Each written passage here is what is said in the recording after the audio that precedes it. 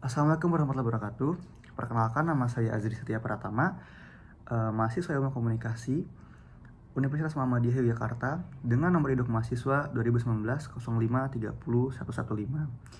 Di sini saya akan menjelaskan tentang uses and gratification untuk memenuhi uji kompetensi 2 pada mata kuliah komunikasi massa dengan dosen pengampu Ibu Firly. Yang pertama, saya akan menjelaskan tentang pengertian dari uses and gratification. Teori ini menyatakan bahwa individu secara aktif mencari media tertentu dan konten tertentu untuk menghasilkan kepuasan atau kebutuhan tertentu, di mana teori ini secara langsung menjelaskan bagaimana suatu individu itu bebas mencari sebuah tontonan atau konten tertentu untuk mendapatkan hasil atau kepuasan bahkan kebutuhan yang ia butuhkan. Dengan contoh, jika ada halayak yang ingin mencari tahu terkait makanan, dia akan mencari sebuah konten atau media terkait makanan itu sendiri. Lalu selanjutnya, saya akan menjelaskan tentang sejarah dari uses and gratification ini.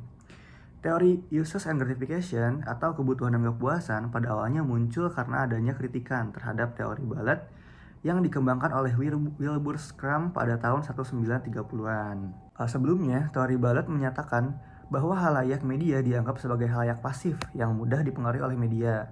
Oleh karena itu, muncullah teori ini yang menyatakan jika halayak media dipandang sebagai halayak aktif di mana mereka menggunakan media dikarenakan kebutuhan akan informasi, pendidikan, dan hiburan. Lalu, selanjutnya saya akan menjelaskan tentang perkembangan dari teori uses and gratification ini.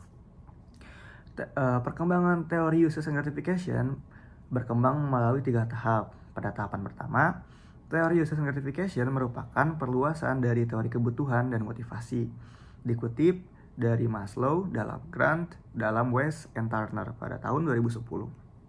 Pada tahapan pertama ini, teori uses and gratification mengemukakan bahwa orang secara aktif berusaha untuk memenuhi kebutuhan tertentu. Lalu pada tahapan kedua, teori uses and gratification berkembang saat para peneliti menciptakan typologi yang mewakili alasan-alasan mengapa halayak menggunakan media.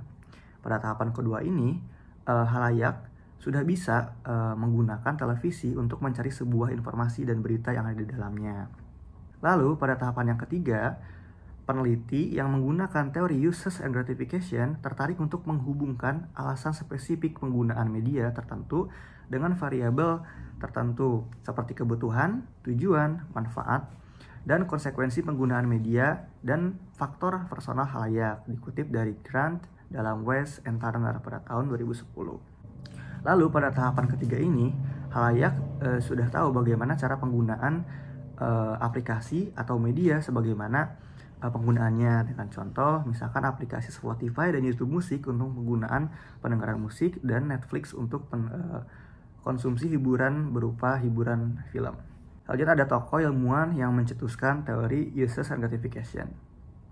Beberapa tokoh tersebut diantaranya, satu, ada Elihu Katz. Beliau adalah seorang profesor sosiologi dan komunikasi di The Hebrew University of Jerusalem. Lalu yang kedua, ada Jay Bloomer. Beliau adalah seorang profesor emeritus jurnalistik di University of Maryland. Lalu yang ketiga, ada Michael Gurevich. Beliau adalah seorang profesor emeritus di Philip Merrill College of Journalism di University of Maryland. Lalu selanjutnya yaitu faktor-faktor yang mungkin terlibat di dalam teori uses and gratification ini.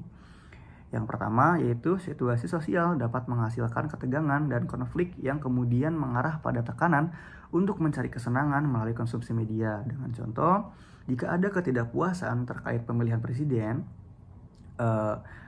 halayak media akan menghibur dirinya sendiri dengan hiburan yang ada di media.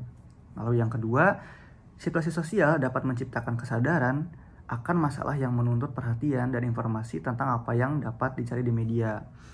Pada yang kedua ini, halayak akan mencari sebuah tontonan atau konten untuk dikonsumsi, tetapi konten tersebut berkaitan dengan kehidupan sehari-hari atau relate dengan apa yang terjadi pada saat ini. Lalu yang ketiga yaitu situasi sosial dapat mengurangi peluang untuk memenuhi kebutuhan tertentu di dunia nyata.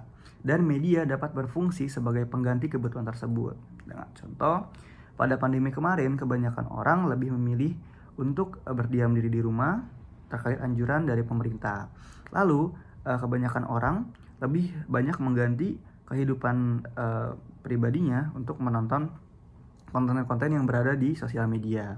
Lalu yang keempat, situasi sosial sering memunculkan nilai-nilai tertentu dan penegasan serta penguatan nilai-nilai tersebut dapat difasilitasi media terkait. Dengan contoh, banyak khalayak yang memilih media untuk menegaskan idealisme dan ideologi mereka. Lalu yang kelima, yaitu situasi sosial dapat memberikan gambaran tentang seberapa update khalayak dengan konten media yang harus dipenuhi untuk mempertahankan keanggotaannya. Dengan contoh, banyak khalayak yang memilih tontonan terkait politik untuk menegaskan bagaimana status sosial mereka. Lalu selanjutnya yaitu kritik terkait teori uses and gratification.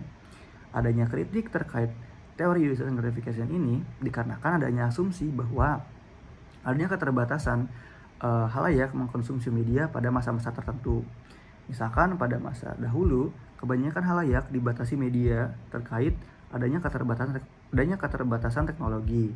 Dengan adanya keterbatasan tersebut, menjadikan khalayak mendapatkan informasi dan kepuasan bahkan kebutuhan yang sangat terbatas. Sekian yang bisa saya sampaikan. Berikut adalah referensi terkait apa yang saya presentasikan. Mohon maaf bila ada kekurangan. Wassalamualaikum warahmatullahi wabarakatuh.